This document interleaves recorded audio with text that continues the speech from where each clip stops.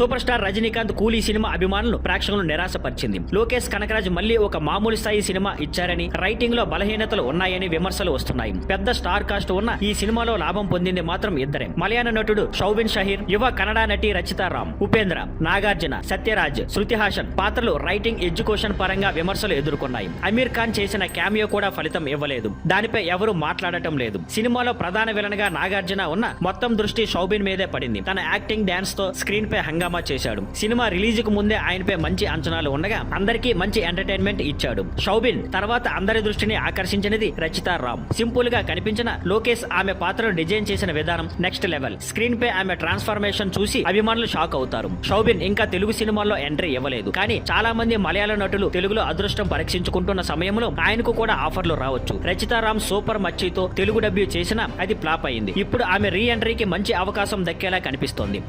Thank you for watching. Please like, share and subscribe.